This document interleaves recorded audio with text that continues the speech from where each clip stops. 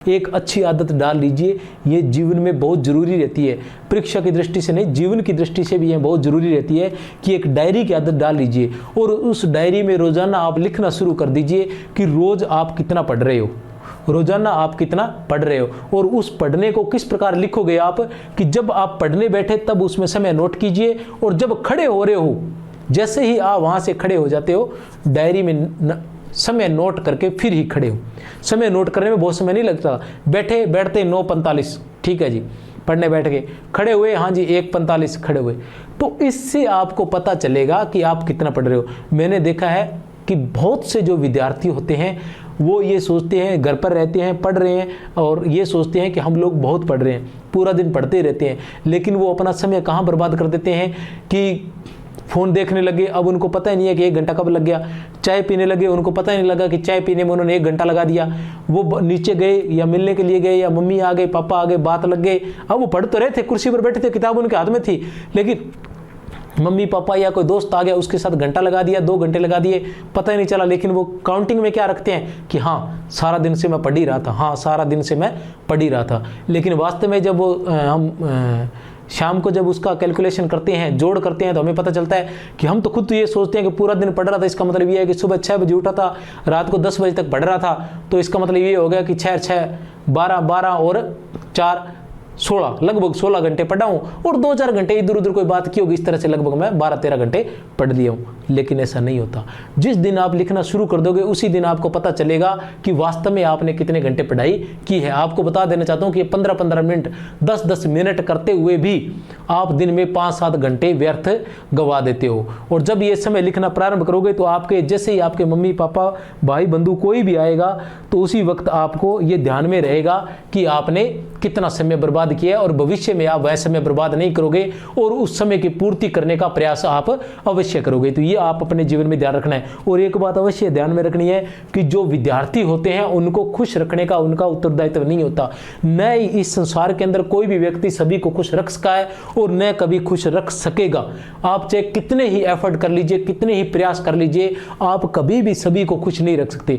और जब सभी को खुश नहीं रख सकते तो विद्यार्थी को कभी भी सभी को खुश रखने का प्रयास नहीं करना चाहिए। उसे सिर्फ एक ही काम करना चाहिए, क्योंकि विद्यार्थी का जो कार्य है वो क्या है, वो परीक्षा की तैयारी करना है। आज आप जब परीक्षा का रिजल्ट आएगा तब आपसे कोई नहीं पूछेगा कि आपने अपने मित्र के लिए समय बर्बाद किया था इसलिए फेल हुए, आपने अपने माँ बाप के लिए समय बर्बाद किया था इसलिए, आपने अपने दादा दादी के लिए, आपने अपने रिश्तेदारों के लिए, आपने अपने दोस्तों के लिए, आपने जन सेवा के लिए, आपने समाज सेवा के लिए, आपने भक्ति के लिए, आपने शक्ति के लिए, आपने किसके भी लिए वक्त समय बर्बाद किया, कोई मायने नहीं रखता है। आपने कितना भी बड़ा अच्छा कार्य किया कोई मायने नहीं रखता है, मायने सिर्फ रखता है रिजल्ट। तो कहने से तात्पर्य है कि जब जिस काम में लगो उसको फाइनल करना चाहिए। अगर आपको माता पिता की सेवा करनी है तो एक बार परीक्षा में पास हो जाइए, सफलता प्राप्त कीजिए, उसके बाद माता पिता की सेवा कीजिए। आपने दोस्तों के साथ गुलछर्रे उड़ाना है तो वर्तमान में आपका जो काम है वो कीजिए, उसको फिनिश कीजिए ना। जो काम आपने हाथ में पकड़ा पहले उसको फिनिश कीजिए और उसके बाद निश्चिंत होकर दूसरे सारे काम कीजिए। और नहीं तो धोबी का कुत्ता घर का ना घाट का, न तो तुम पढ़ पा रहे हो न तुम दूसरे काम कर पा रहे हो, तो ऐसे काम से क्या फायदा। जो विद्यार्थी मन लगाकर तैयारी करते हैं, मैं ये मानता हूं कि जो विद्यार्थी अच्छे से दिल लगाकर तैयारी करता है, वास्तव में इन सब चीजों को त्याग कर, माता पिता भाई बंधु देश सब कुछ त्याग कर सिर्फ तैयारी करता है, वो 1 साल 2 साल के अंदर परीक्षा पास कर लेता है। उसके बाद फिर ये सारे काम मस्ती के साथ करता है, सारे काम करता है, माता पिता की सेवा भी करता है, लोगों की सेवा भी करता है, दोस्तों के साथ गुलछर्रे भी उड़ाता है, इधर घूमता है उधर घूमता है, देश सेवा, जन सेवा, समाज सेवा, राष्ट्र सेवा, सब सेवाएं करता है, सब कुछ जो मन में आता है वो करता है। सिर्फ 2 साल या 2 साल मेहनत करता है उसके बाद। लेकिन कुछ लोग क्या करते हैं कि सेवा करते रहते हैं, बीच में जन सेवा में चले जाते हैं, समाज सेवा में चले जाते हैं, माता पिता की सेवा में, भाई बंधु की सेवा में, दोस्तों की सेवा में चले जाते हैं।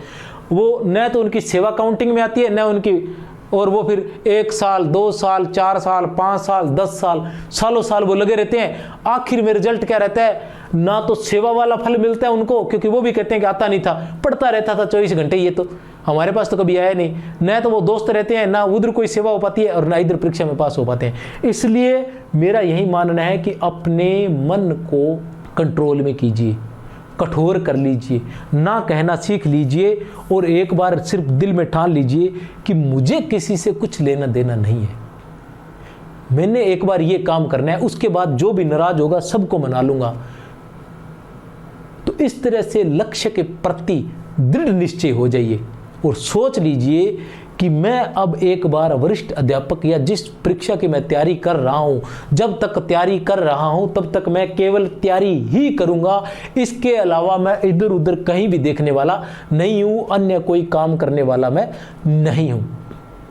कठोर करना पड़ता है, दिल को बड़ा कठोर करना पड़ता है। अभी कुछ समय पहले मैंने RR मूवी देखी थी, तो आपको बता देना चाहता हूं उसमें क्या होता है कि जो रामचंद्रन है, हीरो जो रामचंद्रन है, उसका जो रोल दिखा रखा है वो क्या दिखा रखा है कि उसको वो खुद अपनी आंखों के सामने अपने छोटे भाई को, अपनी माता को गोली लगते हुए देखता है, अंग्रेजों द्वारा गोली मार दी जाती है। उसके पिताजी जो स्वयं उसको कहते हैं कि मैं अपने शरीर के बॉम्ब लगाकर और दुश्मनों के बीच में जा रहा हूं और तू गोली मार देना ताकि सारे दुश्मन एक साथ मारे जाएंगे, और वह ऐसा ही करता है। फिर जब वह बड़ा होता है और उसको कहा जाता है कि तूने, उसे एक लक्ष्य दिया जाता है, अब वो लक्ष्य के प्रति इतना दृढ़ निश्चय दिखाया हुआ है, इतना दृढ़ निश्चय आप सोच नहीं सकते। मतलब उसके लिए वो क्या करता है, जिन लोगों के लिए वो लड़ रहा है वो ये सोच रहता है कि मेरा जो लक्ष्य है वो लक्ष्य प्राप्त करने के लिए अगर मुझे मेरे देशवासियों की बलि भी देनी पड़ेगी तो मैं दूंगा, क्योंकि मेरा लक्ष्य बहुत बड़ा है।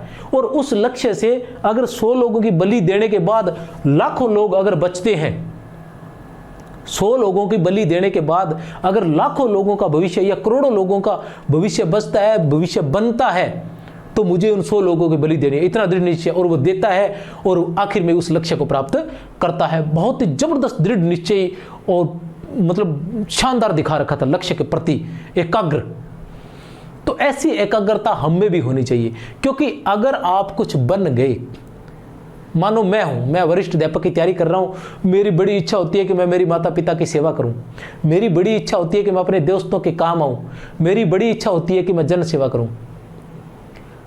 अब मारवाड़ी में कहावत है, मारवाड़ी में क्या हिंदी में कहावत है कि झोली में नहीं दाने रम्मा चली बुनाने। अब पास में तो कुछ है नहीं, किताबें लेने के मेरे पास पैसे नहीं है, ठीक है। अब मैं फकीर आदमी माता पिता की क्या सेवा कर लूंगा, मैं समाज की फकीर आदमी, मैं समाज की क्या सेवा कर लूंगा, मेरे पास धेला नहीं है, मैं दोस्तों की क्या सेवा कर लूंगा।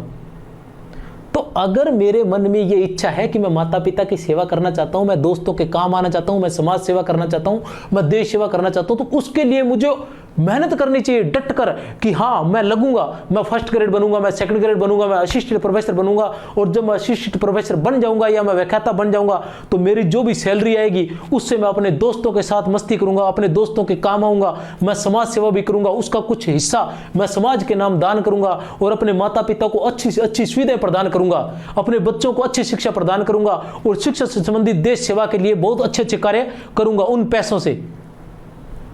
तो इस तरह का दृढ़ निश्चय कीजिए और वर्तमान में जो लक्ष्य है उसी तरफ ध्यान रखिए, उस लक्ष्य से इधर उधर मत देखिए, बिल्कुल भी इधर उधर मत झांकिए, पूरा का पूरा समय दीजिए, पूरा समय नोट कीजिए कितने समय आपने काम किया, कितना नहीं किया, और कम से कम 12 घंटे अभी पढ़ना स्टार्ट कर दीजिए, तभी आपकी जीत निश्चित होगी। जय हिंद और जय भारत। डटे रहिए, किसी भी प्रकार की समस्या के लिए एनी टाइम ओनली के सर।